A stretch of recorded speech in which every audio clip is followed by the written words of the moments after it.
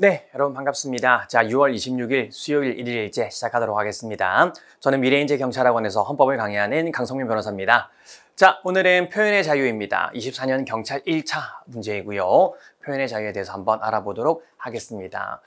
일단 1번 지문 같은 경우에는 틀릴 이유가 없는, 틀릴 일이 없는 그런 지문입니다. 우리 기본권들은 대부분 여러분들의 개인의 권리이기도 하면서 국가의 법 질서를 형성하기도 합니다. 이걸 우리가 기본권의 이중적 성격이라고 불렀었는데 1번 표현의 자유는 국민 개인적인 차원에서는 자유로운 인격 발현의 수단인가 동시에 합리적이고 건설적인 의사형성 및 진리 발견의 수단이 되며 어쨌든 쉽게 말하면 개인의 입장에서는 기본권이 되며 국가와 사회적인 차원에서는 민주주의 국가와 사회의 존립과 발전에 필수 불가결한 어떤 이중적 성격을 가지고 있는 그런 기본권이다.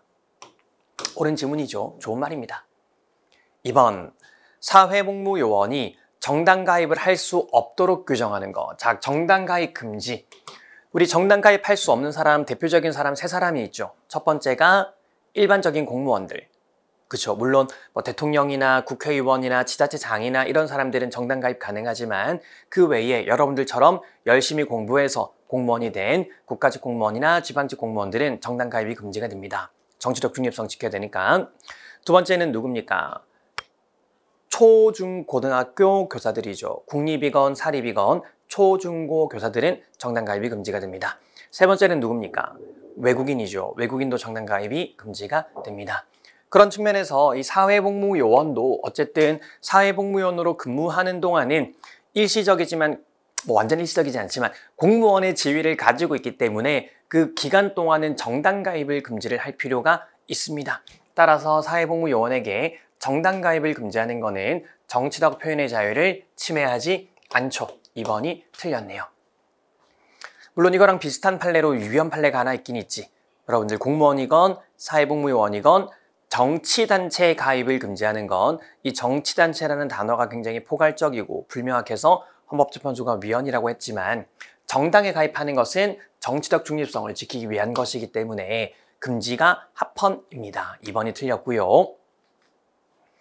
3번입니다. 국기모독죄. 국기모독죄. 태극기를 모독한 사람을 처벌하는 겁니다.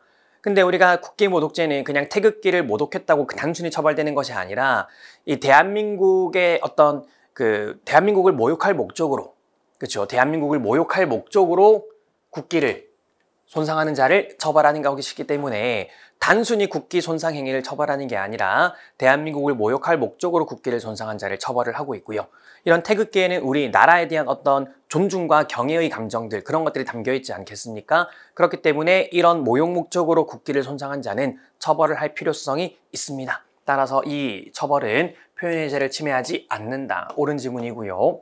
이거랑 비교해서 기억하실 판례가 국가모독죄.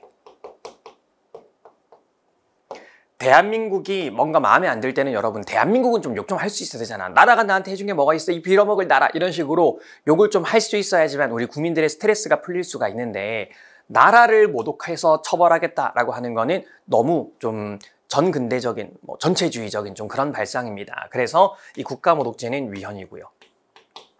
비교해서 기억을 하시면 되겠습니다. 3번은 옳은 지문이고요. 자, 4번입니다. 최근에 있었던 여러 가지 중요한 최신 판례이기도 한데 여러분 삐라라고 들어보셨습니까?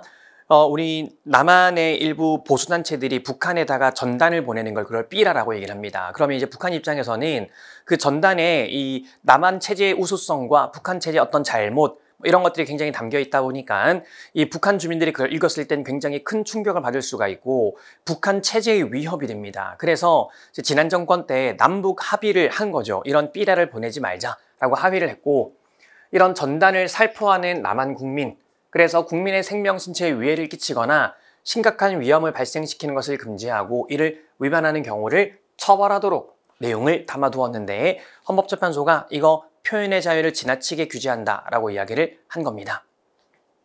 그래서 사실 이제 우리가 어쨌든 북한에다가 삐라를 보내는 것도 이제 그들 입장에서는 나름대로 표현의 자유를 행사하는 걸로 봐야 된다는 거죠. 자, 그래서 이 사안을 보시면은 그 궁극적인 의도가 북한 주민을 상대로 한 북한 체제 비판 등의 내용을 담은 표현을 제한하는 점이 있다면서 표현의 내용과 무관한 내용을 중립적 규제로 보기는 어렵다. 자, 표현이 어려운데 그 궁극적인 의도는 어쨌든 북한 체제를 비판하는 내용을 표현하지 마라 라는 거잖아요. 그래서 이런 내용을 담은 표현을 제한하는 데에 있다.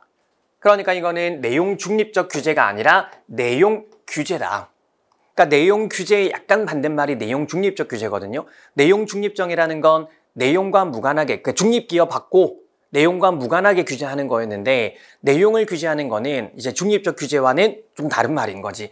근데 이 사안은 지금 북한 체제를 비판하는 삐라, 살포를 금지하는 거기 때문에 표현의 내용을 제한하는 것이 맞고 그래서 표현의 자유가 제한이 되고 그런데 우리 판례 입장에서는 이런 국민들의 정치적 표현도 보장을 해줘야 된다라는 의미에서 기본권을 침해한다라고 봤었던 위헌 판례입니다. 그래서 4번도 옳은 지문. 그래서 정답은 2번이 틀린 지문이었습니다. 그래서 제 생각에는 4번 정도가 표현이 좀 어렵기는 했겠지만 1번, 2번, 3번이 워낙 중요한 판례들이고 잘 아시는 판례들이고 2번 정답 고르기가 워낙 분명해서 그렇게 난이도가 높진 않았던 것 같다라고 생각을 합니다. 자, 오늘도 고생하셨고요. 저희는 내일 뵙겠습니다. 수고하셨습니다.